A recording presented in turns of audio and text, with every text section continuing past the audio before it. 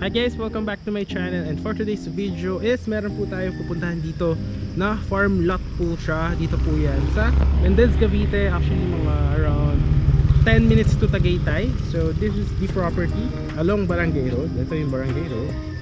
Barangay Palokpok po siya, Barangay Palokpok, Mendez. So tayo nagmotor po tayo dito. Alright, and then kasya yung car and yung motorcycle. So punta natin property. So malamig po dito, no? And property po natin na to is with free transfer of title siya. Ayun na mismo yung kalsada. Malaki yung barangay road dito.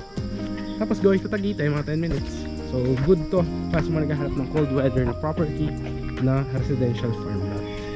I mean, pwedeng gawin na parang rest house or retirement property. Ayan siya. So ito, ayusin pa po itong daan na to. Ayan, may tandaan na yun dyan. Ayan, mga muhon na. Tsaka hanggang dito. So ite-develop pa yung daan na yan. Lagyan pa yun ng mga cemented road. Tapos yung property na pupuntahan natin ngayon dyan is ano siya, ite-develop pa siya. Lalagyan ng mga drainage, ng mga concrete roads, mga perimeter fence, para kapag magtatayo na yung mga clients, basta natapos na yung mga development ng mga roads natin and malalagyan ng mga lines for water electricity, is hindi na mahirapan yung mga clients natin na magtayo na ng mga dream ng mga house or properties, no? Alright, ayun yung property yung makikita. Pero syempre para mas ma-appreciate nyo muna siya, is pakita ko sa inyo yung drone shot of the property para makita nyo kung gaano siya kalapit sa Tagaytay.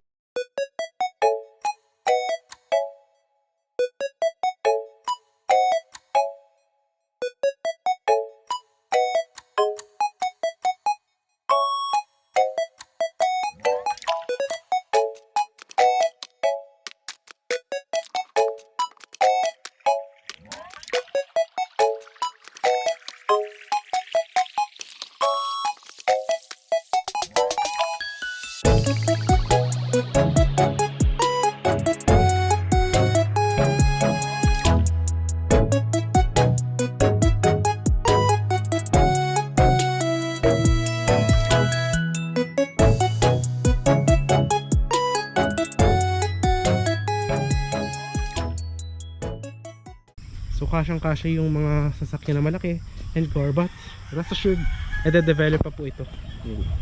And then sa end of the video, ipapakita ko din yung property na to, kung ano ba yung magiging sample na itsura niya, para magkaroon kayo ng idea kung ano ba yung sample na pwede nyo magawin sa property.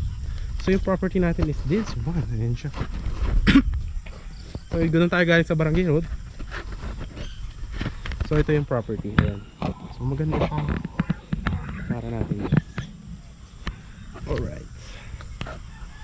Yun o, nakikita nyo naman. So mataba yung lupa, guys. Yun o, nakikita nyo naman o. Ayan, perfect na perfect to. So lalagyan pa kasi ito ng mga concrete roads yan dyan, ganyan. Tapos mga drainage, yan. So this one, guys, may mga cuts tayo ng mga 250 square meter. Meron din mga corner lot, 295 square meter, ayan. So yun yung mga cuts natin. So paikot siya dyan, guys, pag ganyan. Tapos pag ganyan, paikot. Tapos meron din doon sa may baba, paikot, yan. Tapos palabas dyan yung gagawin na concrete road. So this is the property. And ngayon, guys, is 5:30 PM. So presko po yung aliwalas ng hangin. May mga free transfer of title siya to 50 square meters. Ayan, nakita nyo naman sa drone shot yung kabuuan nito. So napakaganda actually, malamig, perfect for retirement siya, or naghahanap ka ng malamig na weather na may payapang ito surroundings, no? And maganda kasi dito, malaki din yung gagawin na concrete roads and perimeter fences. Tapos kung nakita nyo sa drone shot, malapit lang din siya sa going to Tagaytay. So yan, ito siya, yan, dun yung stick niya, dun yung gagawin na entrance natin sa property. So yan, siguro nakita nyo naman yung drone shot natin. Ipakita ko rin sa inyo kung ano yung magiging sample na itsura no project natin after development, para makita nyo ano yung mga sample na pwedeng gawin sa house. Yan. So any house design naman, no required design naman siya. Tapos pwede kayo magpagawa sa contractor sa kakilala nyo sa labas. Yan. So yan, pakita ko sa inyo yan in here.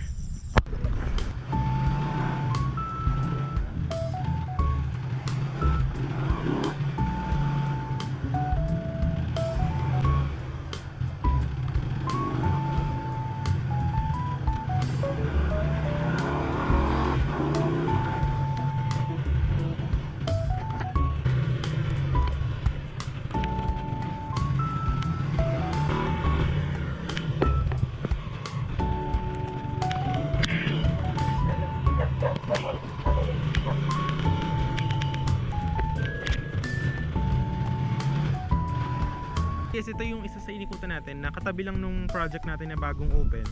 So ganito rin yung magiging itsura nung property after development. So yung sinasabi ko sa inyo, may mga concrete roads. Tapos yan, any house design, pwede rin na parang mini farm, ganyan. So depende po sa inyo. Tapos magkakaroon din yun ng mga lines sa kuryente, ganyan. Tapos yan, pwede rin ng mga malaking houses or what. So yan, mga ganyan. Pwede nyo rin bakudan, tapos lagay ng mga halaman. So depende na po yan sa inyo. So yan, actually dito katabi niya lang din tong yung project namin na yun na bagong bukas. So dito is yung mga client na kumuha dati, yan, natapos na kasi yung development dito. So yan, dito na sila nakatira. So actually mga ano lang to, mga actually 7 minutes to Tagaytay. Yung sa property kanina mga 10 minutes. Kasi mga 3 minutes from the property going to this one. So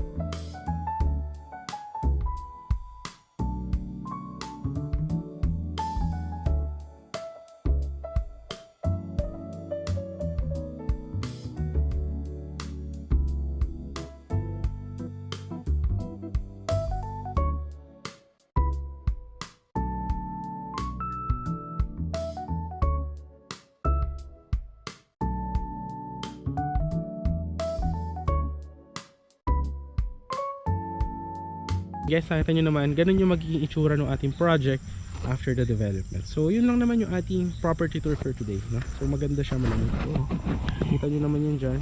So lakaran siguro rin natin papunta doon, no? Makita nyo yung lapad ng property. And yan, may mga available yan dito, mga 250, may mga 250 square meter dito, corner lot. Ayan. So yan, mataba yung lupa, maganda rito kung mahilig ka magtanim-tanim. I would suggest this is one of the properties to get to. Ayan. So maganda, no? Peaceful vibes. Ayan. Ingat lang, baka makatapak tayo ng tae ng kalabaw. Ayan. Jackpot, tumapak. Ayan. So ayan yung mga baka. Ayan, yung mga available lots din dito. Pag gusto nyo overlooking. Ayan, no? Ayan, ang ganda ng mga properties natin dito.